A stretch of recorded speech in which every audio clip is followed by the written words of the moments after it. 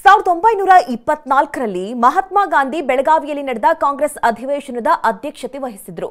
ಇದೀಗ ಇದೇ ಐತಿಹಾಸಿಕ ದಿನಕ್ಕೆ 100 ವರ್ಷ ಪೂರೈಸ್ತಾ ಇದೆ.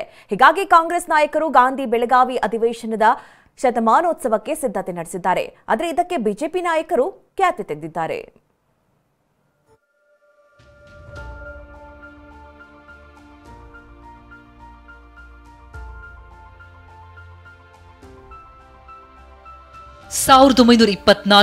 ಡಿಸೆಂಬರ್ 26 ಕರುನಾಡ ಪಾಲಿಗೆ ಒಂದು ಐತಿಹಾಸಿಕ ದಿನ. ಅದಕ್ಕೆ ಕಾರಣ ರಾಷ್ಟ್ರಪಿತ ಮಹಾತ್ಮ ಗಾಂಧಿಯವರ ಅಧ್ಯಕ್ಷತೆಯಲ್ಲಿ ಬೆಳಗಾವಿಯಲ್ಲೇ ಕಾಂಗ್ರೆಸ್ ಅಧಿವೇಶನ ನಡೆದಿತ್ತು.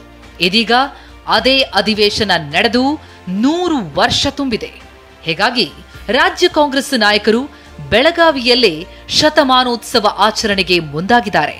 ಹೀಗಾಗಿ ರಾಜ್ಯ ಉಸ್ತುವಾರಿ ರಣದೀಪ್ ಸಿಂಗ್ ಸುರ್ಜೇವಾಲಾ, ಡಿಸಿಎಂ ಡಿಕೆ ಶಿವಕುಮಾರ್ ನಿಮಗೆ ಉಬ್ಬಿದ ರಕ್ತನಾಳ ಅಂದ್ರೆ ವೆರಿಕೋಸ್ ವೇನ್ಸ್ ಸಮಸ್ಯೆ ಇದ್ದಲ್ಲಿ ಫ್ರೀ ಡಾಪ್ಲರ್ ಸ್ಕ್ಯಾನಿಂಗ್ ಗಾಗಿ ಹಿಂದೆ ಭೇಟಿ ಕೊಡಿ ಏವಿಸ್ ಆಸ್ಪತ್ರೆ ಸೇರಿದಂತೆ ಬೆಳಗಾವಿಗೆ ಕೈ ನಾಯಕರ ದಂಡು ಆಗಮಿಸಿದೆ.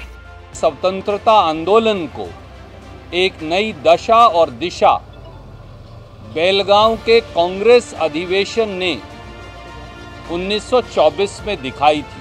ಇದು ದೇಶದ ಒಂದು ಇತಿಹಾಸ. ಕಾಂಗ್ರೆಸ್ ಇತಿಹಾಸ ಈ ದೇಶದ ಇತಿಹಾಸ. ಕಾಂಗ್ರೆಸ್ ಶಕ್ತಿ ಈ ದೇಶಕ್ಕೊಂದು ಶಕ್ತಿ. ಈ ಇತಿಹಾಸ ನಮ್ಮ ಬೆಳಗಾಮಲ್ಲಿ ಅವತ್ತು ಜವಾಹರ್ಲಾಲ್ ನೆಹರು ಮತ್ತು ಗಂಗಾಧರ್ ದೇಶಪಾಂಡೆ ಇಬ್ಬರು ಜನರಲ್ ಸೆಕ್ರೆಟರಿ, ಇಬ್ಬರು ಗಾಂಧೀಜಿಯವ್ರನ್ನ ಕರ್ಕೊಂಡು ಬಂದು ಇಲ್ಲಿ ಅವ್ರನ್ನ ಅಧ್ಯಕ್ಷರಾಗಿ ಇಲ್ಲಿ ಈ ಭೂಮಿಲಿ ಅಧ್ಯಕ್ಷರಾದರು. ಆದರೆ ಕಾಂಗ್ರೆಸ್ ಮಾಡ್ತಿರುವ ಈ ಶತಮಾನೋತ್ಸವ ಕಾರ್ಯಕ್ರಮದ ಬಗ್ಗೆ ಮಾತನಾಡಿರುವ ಕೇಂದ್ರ ಸಚಿವ ಪ್ರಹ್ಲಾದ್ ಜೋಶಿ, ಮಹಾತ್ಮ ಗಾಂಧೀಜಿಗೂ ಕಾಂಗ್ರೆಸ್ಗೂ ಯಾವುದೇ ಸಂಬಂಧ ಇಲ್ಲ, ಈಗ ಇರೋರು ಡೂಪ್ಲಿಕೇಟ್ ಗಾಂಧಿಗಳು ಎಂದಿದ್ದಾರೆ. ಈ ನಕಲಿ ಕಾಂಗ್ರೆಸ್ಗೆ ಯಾಕೆ ಸರ್ಕಾರದ ದುಡ್ಡು ಹಾಕ್ತೀರಾ ಅಂತ ಪ್ರಶ್ನಿಸಿದ್ದಾರೆ. ಇವತ್ತಿನ ಕಾಂಗ್ರೆಸ್ ಪಾರ್ಟಿಗೆ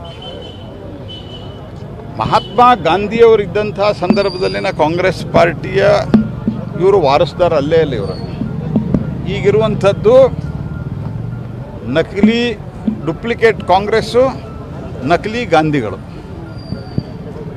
ಹಾಗಾಗಿ ಅದಕ್ಕೇನು ಅವರು ಕೋಟ್ಯಾಂತರ ರೂಪಾಯಿ ಖರ್ಚು ಮಾಡ್ತಾ ಇದ್ದಾರೆ ಸರ್ಕಾರದ್ದು. ಹೆಸ್ಕಾಮದಿಂದ ಇಡೀ ಇದ್ರಾಗ ಅಲಂಕಾರ ಮಾಡಿಸ್ಯಾರ. ಬೆಳಗಾಮದಾಗ ನಿನ್ನೆ ಬೋರ್ಡ್ ಹಾಕೋರು ಹೆಸ್ಕಾಮ್ ಅಂತ, ಪೂರಾ ಸರ್ಕಾರಿ ದುಡ್ಡು. ನಿಮಗೆ ಮಹಾತ್ಮ ಗಾಂಧಿಯವರ ಕಾಂಗ್ರೆಸ್ಗೆ ಏನು ಸಂಬಂಧ?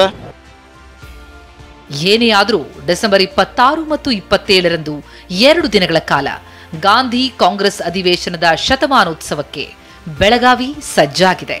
ಬಿಜೆಪಿ ನಾಯಕರ ಈ ಪ್ರಶ್ನೆಗೆ ಕಾಂಗ್ರೆಸ್ ನಾಯಕರು ಯಾವ ರೀತಿ ಉತ್ತರ ಕೊಡ್ತಾರೋ ನೋಡಬೇಕಿದೆ. Bureau report, TV9.